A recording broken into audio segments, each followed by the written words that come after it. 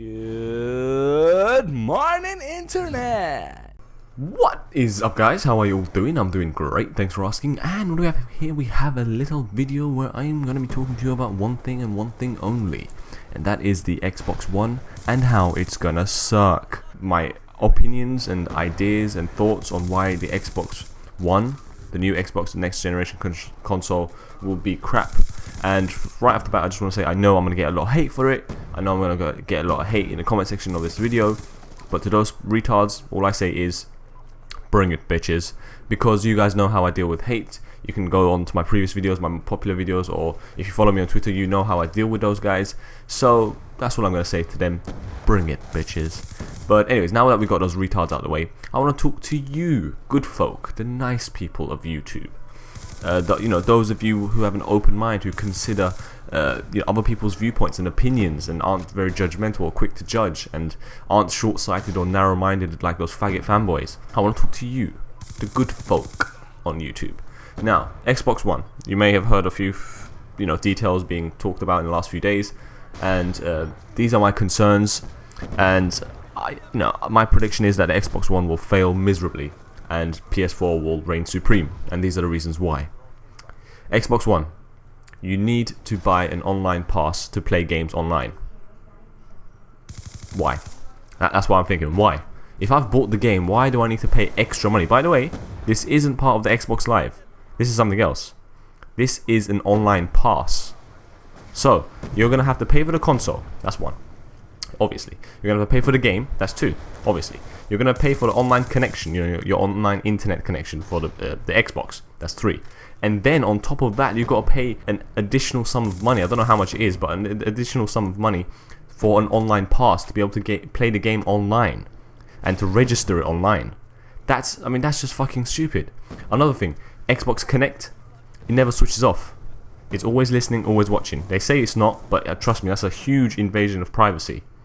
That's a no-no. That's the second point. Third point, you can't share games. To be able to share a game with someone on Xbox One, you need to be on their friends list for 30 days minimum. And once you give the game to your friend, he owns it outright. You can't get it back, and he can't trade it in, and he can't give it to anyone else. So I'm like, okay, so pre-owned games and trade-ins are out the question. So that's the other point about Xbox One being shit. The hardware is pretty similar, but from what I've heard, the PS4 will be a bit stronger, a bit more powerful. So that's another point. So overall, what Xbox and Microsoft are trying to do is move down the corporate line and go towards corporate greed and trying to maximize their profits and make as much money off you as they possibly can. So that you have to buy new games, you can't buy used games. You have to pay for online passes, you have to pay for online connectivity.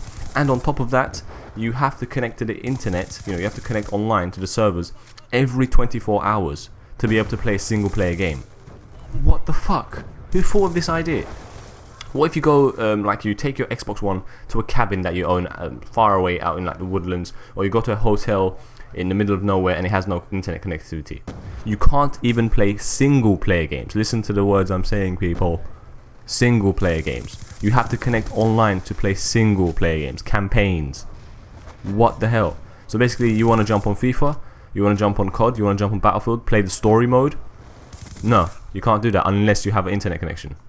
What's the point of that? You're not even playing against anybody else. You're not even connecting to the online servers to play or to update your profile. You just have to connect to the online servers to be able to play single player. That's crazy. Why? I mean, why? Just why? And those reasons that I said, there's about 5 or 6, like I said. I think there might be a couple more, who knows.